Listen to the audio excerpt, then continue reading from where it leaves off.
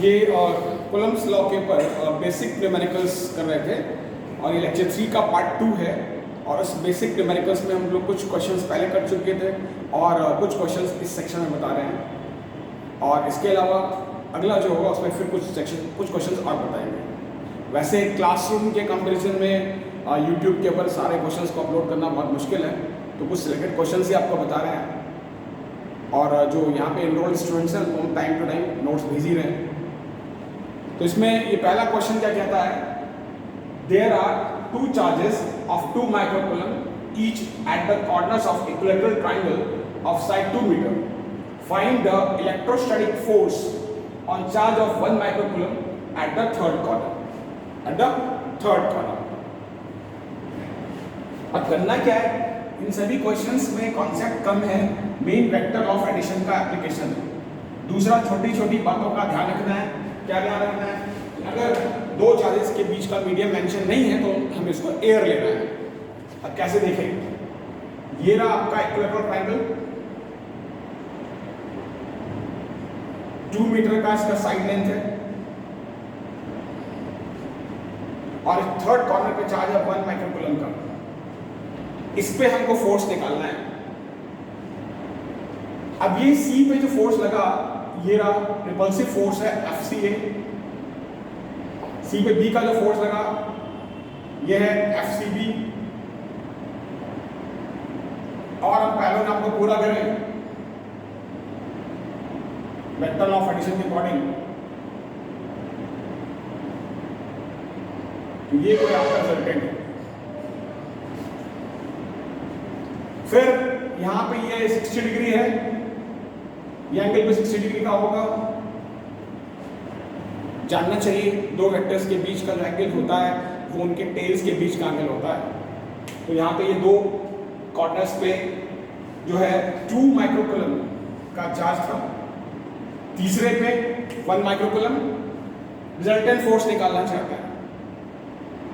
इस चार्ज को इस चार्ज ने इधर रिपेल कर दिया, इस चार्ज को इस चार्ज ने यहाँ रिपेल कर दिया, और ये हमने रिजल्टेंट निकाला। ये आपका रिजल्टेंट है, ये है रिजल्टेंट। अब अगर हम FCA और FCB दोनों का ही मैग्नीट्यूड देखें तो KE Q1 Q2 by R square, 9 into 10 to the power 9, 2 into 10 to the power minus 6, 1 into 10 to the power minus 6 upon distance 2 का स्क्वायर।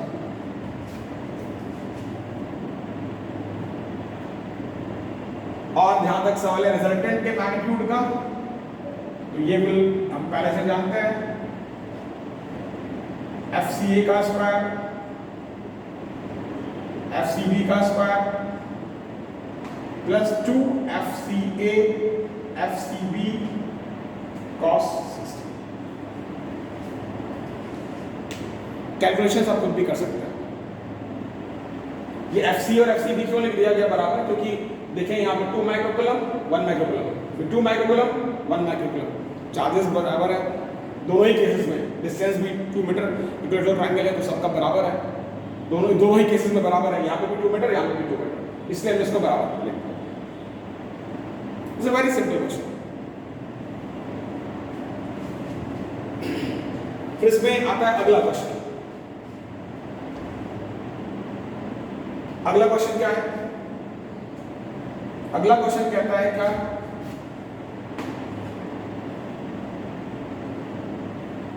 जो अगला क्वेश्चन है उसमें कुछ कॉन्सेप्ट 11th क्लास के इक्विलिब्रियम का लगता है। 11th क्लास में लॉज ऑफ मोशन में पढ़ा गया था इक्विलिब्रियम। कोई भी सिस्टम इक्विलिब्रियम में कहलाता है। सिस्टम मतलब जैसे यहाँ पे जो हम सिस्टम यूज कर रहे हैं वो सिस्टम का सेंस मेरी भाषा में चार्जेस के सिस्टम के लिए है, मासेस का भी सिस्टम होता है। तो कोई भी सिस्टम इक्विलिब्रियम में तब माना जाता है जब उस सिस्टम के जो भी मेंबर्स हैं, जो भी कंपोनेंट्स हैं, उनके ऊपर रिजल्टेंट फोर्स 0, उनके ऊपर रिजल्टेंट फोर्स 0। अब कैसे देखिए, यहां पे इस क्वेश्चन में कहा जा रहा है क्या, अगला जो क्वेश्चन हमारा, there are two charges q coulomb each at the separation of r meter, where should the third charge be placed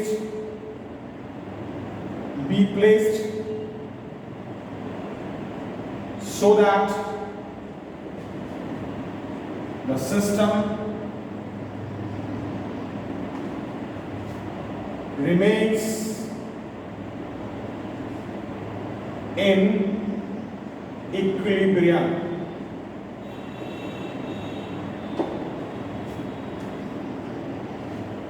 Also find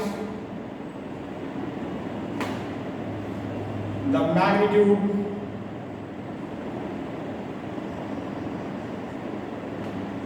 of this charge.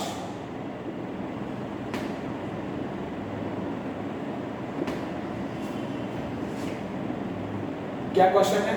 There are two charges q coulomb each at the separation of r meter. Where should the third charge be placed so that the system remains in equilibrium? Also find the magnitude of this charge. शुरुआत करते हैं। वैसे आप YouTube पे आप इसको pause करके भी लिख सकते हैं क्वेश्चंस को, तो इसलिए लिखने में ज़्यादा टाइम वेस्ट नहीं कर रहे। अब क्या है,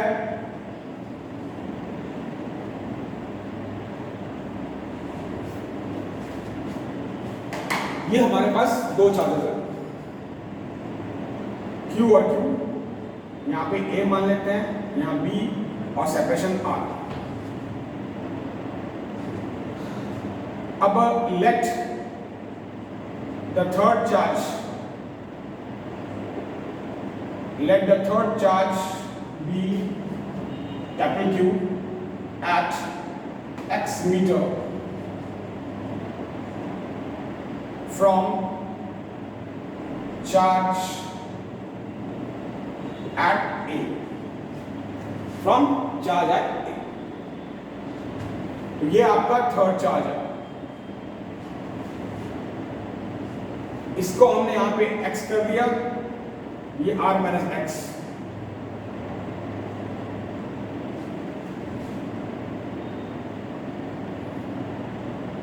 अब क्या है, इस सबसे पहले देखते हैं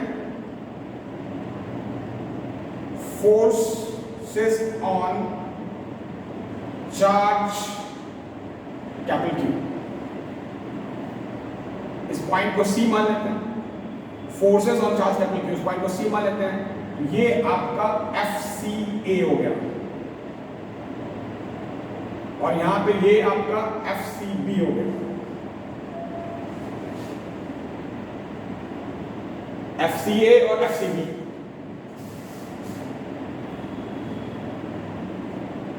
अब क्या करना है, अगर इसके ऊपर रिजल्टेंट फोर्स 0 चाहते हैं, ये रिजल्टेंट फोर्स 0 क्यों होना चाहिए? क्योंकि सिस्टम को इक्विलिब्रियम रखना चाहते हैं, और सिस्टम इक्विलिब्रियम में कब होगा? जब उसका जो भी हम कंपोनेंट लेंगे तो उसका रिजल्टेंट फोर्स 0 आना चाहिए।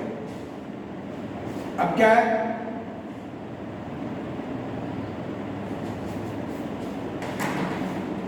for resultant force on Q to be 0, क्या करना पड़ेगा? FCA का जो मैग्नीट्यूड है और FCB का मैग्नीट्यूड दोनों को बराबर, KE Q into Q upon x का square, KE Q into Q R minus x का स्क्वायर।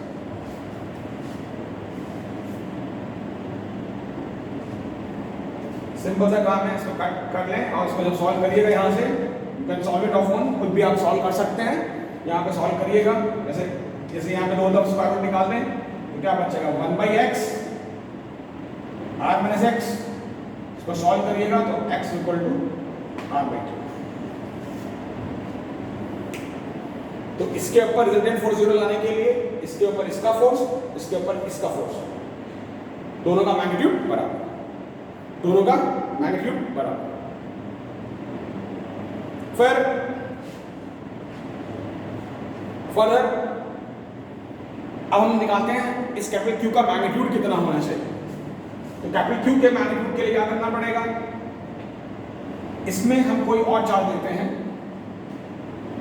इसमें हम कोई और चार्ज लेते हैं। जैसे कैसे, अगर मान लें now for resultant force on Q at A to be 0,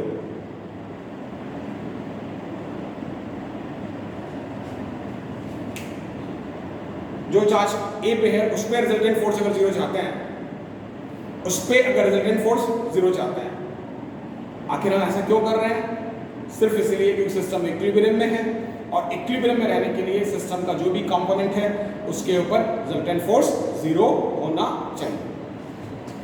यानी कि अब क्या कर सकते हैं, FAC और FAB का मैग्नीट्यूड बराबर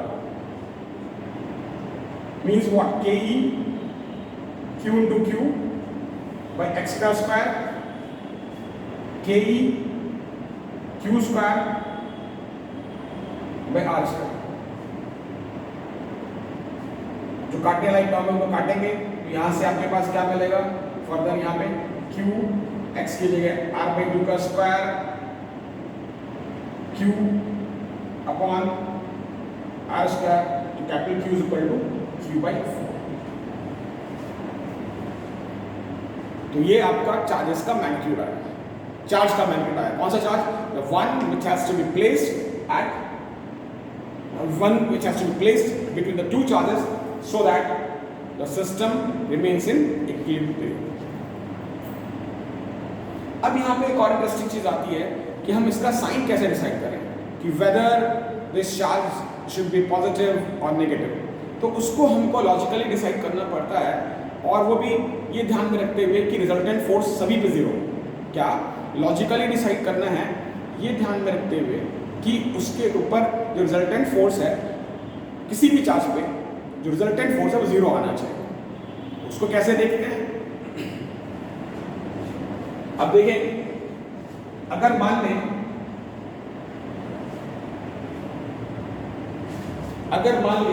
हमने यहां पर ये यहाँ पे A, यहाँ पे B, यहाँ पे C, ये Q था, ये Q था, ये Q था। अगर कैपिटल Q को पॉजिटिव लें तो FCA इधर जाएगा, FCB इधर जाएगा, कैंसिल करने का चांस बनता है। FCA मतलब फोर्स ऑन CD2 पे, FCB का मतलब फोर्स ऑन CD2 पे, तो कैंसिल करने का चांस बनता है। बट इस पे देखें, ये इधर आएगा FAB और इस पे इसका आएगा FAC। क्या, यहाँ पे FAB, यहाँ पे FAC, अब दोनों का डायरेक्शन एक ही हो गया। ऐसे में it is not possible to get it cancelled, उसको कैंसिल करना पॉसिबल नहीं, इसलिए क्या करना पड़ा। वैसे सेम चीज यहां पे भी, इधर भी करेंगे तो B पे C का फोर्स किस तरफ, इस तरफ, फ्रॉम लेफ्ट टू राइट। अब B पे A का फोर्स, ये भी left to right, it is not going to cancel, ये कैंसिल नहीं हो सकता। अब क्या है, अगर हम यहां पर माइनस चार्ज लेते हैं, ये रहा A, ये रहा B, ये रहा C, अगर यहां माइनस ले लें, अब C पे जो चार्ज है इसके ऊपर FCA यहां लगेगा, FCA, FCB यहां लगेगा, कैंसिल कर सकता है, डायरेक्शन ऑपोजिट है। A पे C का फोर्स और A पे B का force,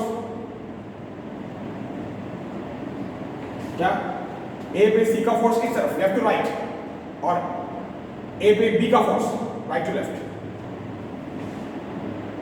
it is possible to make it cancel. तो इसका मतलब क्या हुआ लॉजिकली, वैसे लॉजिकली क्या बोलेंगे, बल्कि बोलेंगे in accordance with resultant force to be zero, in accordance with the resultant force to be zero. क्या करना पड़ेगा logically, Q should be negative, Q should be negative। तो इस तरह से हम ये चार्जेस का मैग्नीट्यूड निकाल सकते हैं और फिर उस पर्टिकुलर चार्ज का पोजीशन भी निकाल सकते हैं। ये आपका दूसरा क्वेश्चन था आज के इस लेक्चर 3 पार्ट 2 में। फिर लेक्चर 3 पार्ट 2 में एक और आपको क्वेश्चन बता रहे हैं और अगले लेक्चर में फिर कुछ और छोटे क्वेश्चन आपको बताएंगे जो बोर्ड लेवल को मैच करता है। हालांकि उस तरह का क्वेश्चन कभी कभी नेट में भी आता है और आजकल जेई में भी आता है। एनटीए वालों ने कुछ जेई का और नेट का लेवल थोड़ा सा डाउन किया है, तो वैसे ये है मेनली बोर्ड्स के लिए।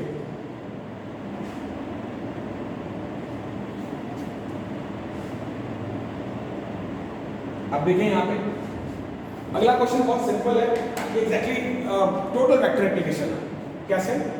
ये आपके पास इक्विलैटरल ट्रायंगल है, यहाँ पे 3 चार्जेस हैं, यहाँ पे 3 चार्जेस हैं और यहाँ पे सेंट्रॉइड पे कोई चार्ज मान लेते हैं कैपिटल Q। अब हमको इसके ऊपर रिजल्टेंट फोर्स जीरो निकालना, इसके ऊपर रिजल्टेंट फोर्स निकालना है, इसके ऊपर रिजल्टेंट फोर्स निकालना। मान लेते हैं O है, क्या क्वेश्चन का जो लैंग्वेज हुआ क्या है, there are 3 charges, there are 3 charges at the corners of equilateral triangle,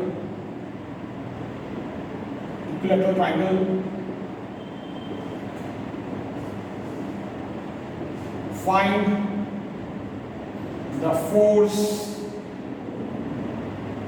on the charge capital Q at the centroid, at the centroid, at the centroid. There are 3 charges at the corners of equilateral triangle, 3 charges Q each, 3 charges Q each at the corners of equilateral triangle. Find the force on the charge capital Q at the centroid.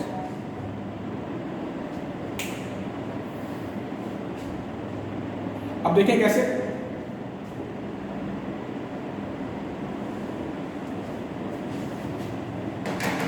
ये रहा 3 charges है, ये capital Q है, centroid पे है। इसके ऊपर resultant force क्या चाहते हैं, 0। ये इसके ऊपर रिजल्टेंट फोर्स निकालना है, क्या इक्विलैटरल ट्रायंगल है, इसके 3 कॉर्नर्स पे 3 चार्जेस हैं और सेंट्रॉइड पे जो चार्ज कैपिटल Q है उसके ऊपर हमको फोर्स निकालना है।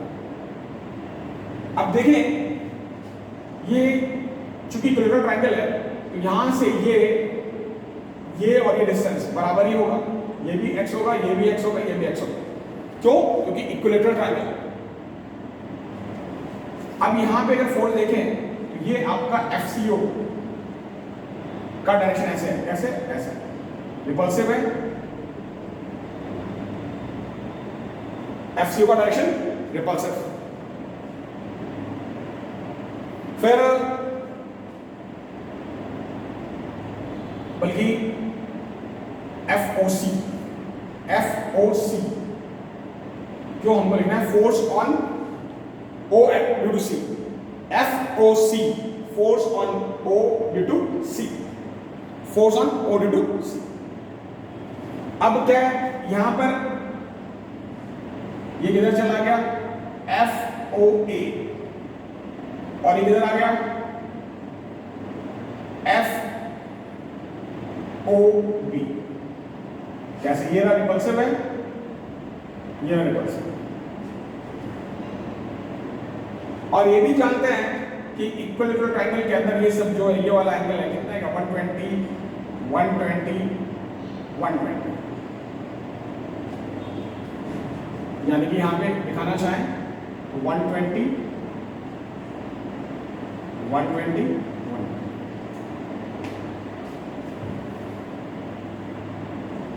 और यहाँ पे एक चीज और देखने का है, क्योंकि Q और Q, small Q capital Q, यहाँ पे small Q capital Q, small Q capital Q, जो भी फोर्सेस निकाल रहे हैं उनमें जो हम पेयर ऑफ चार्जेस ले रहे हैं, जो भी फोर्सेस निकाल रहे हैं उनमें जो पेयर ऑफ चार्जेस ले रहे हैं वो सेम ले रहे हैं, डिस्टेंस भी सेम ले रहे हैं। तो ऐसे में क्या होगा, here FCA, FCB, FOA, FOB and ये वाला आपका था FOC, है ना, FOC, FOA और ये था FOB, लिखा है यहाँ पे FOB लिखा हुआ है, FOB। तो ये FOA, FOB एंड FOC तीनों का मैग्नीट्यूड बराबर आएगा, तीनों का मैग्नीट्यूड बराबर आएगा, इक्वल्स टू F। आसान करने के लिए मान रहे हैं से, आसान करने के लिए, ताकि हमको लिखने में आसानी रहे, तीनों का मैग्नीट्यूड बराबर आएगा, हमने F मान लिया। आप देखें अब हमारे पास तीन वेक्टर्स हैं, तीनों का मैग्नीट्यूड बराबर है, तीन वेक्टर्स हैं, तीनों का मैग्नीट्यूड बराबर है, तीन वेक्टर्स हैं, तीनों का मैग्नीट्यूड बराबर है, और ये एंगल 120 का था। वेक्टर का एप्लीकेशन है, 11th क्लास में पढ़ चुके होंगे, जानना चाहिए कि अगर दो वेक्टर्स हैं मैग्नीट्यूड में बराबर है, एंगल 120 है, तो उनका रिजल्टेंट भी सेम आता है, रिजल्टेंट का मैग्नीट्यूड भी सेम आता है। दो वेक्टर्स हैं मैग्नीट्यूड में बराबर है, एंगल 120 का है, तो उनके रिजल्टेंट का मैग्नीट्यूड भी सेम आता है, यानी कि इन दोनों का मैग्नीट्यूड, इन दोनों का मैग्नीट्यूड, इन दोनों का, इन दोनों का, ये भी F आएगा। क्यों आएगा? एंगल 120 का और दोनों ही फोर्सेस का मैग्नीट्यूड बराबर है। वैसे कहां से आप इसको जज भी कर सकते हैं, C = √A² + B² + 2AB cos θ। अब इस पर्टिकुलर फॉर्मूले में A और B का मैग्नीट्यूड अगर बराबर किया जाए, A और B का मैग्नीट्यूड अगर बराबर किया जाए, एंगल 120 का किया जाए, तो आप देखेंगे रिजल्टेंट का मैग्नीट्यूड वही आएगा जो वेक्टर्स का। बहुत बेसिक चीज है, 11th क्लास में पढ़ा हुआ है। तो इन दोनों का रिजल्टेंट भी क्या है, F, और ये F और ये F, ये F और ये F नेगेटिव वेक्टर हो गए एक तरीके से, तो रिजल्टेंट क्या आ जाएगा, इससे। तो इस ढंग से क्या है, ये इस चार्ज पे, यानी कि किस पे, O पे C का फोर्स रिपल्सिव, O पे A का फोर्स, O पे A का फोर्स इधर रिपल्सिव, और O पे B का फोर्स इधर रिपल्सिव। इसको हमने यहां पे अलग से दिखाया है, ये रहा FOA, ये रहा FOB, FOC। तीनों का मैग्नीट्यूड बराबर आएगा, क्योंकि फॉर्मूले में KE Q1 Q2/r², KE Q1 Q2/r² का जो फॉर्मूला लिखेंगे तो चार्जेस सेम है, Q और Q, डिस्टेंसेस सेम है, मैग्नीट्यूड सेम आएगा। बनाया, दो फोर्सेस का मैग्नीट्यूड बराबर है, एंगल 120 का है, तो रिजल्टेंट भी सेम आएगा, रिजल्टेंट का मैग्नीट्यूड भी सेम आएगा, और ये क्या होगा, negative vector, that will cancel, that will cancel out. तो ये एग्जैक्टली इस तरह का बोर्ड लेवल का क्वेश्चन है, और अगले लेक्चर में हम लोग कुछ और छोटे छोटे क्वेश्चंस बोर्ड लेवल का उसको डिस्कस करेंगे। उसके बाद कुछ आपको कूलम्स लॉ का हाई लेवल का क्वेश्चंस भी बताएंगे, जिसका मेन पर्पस होगा जेईई और नेट।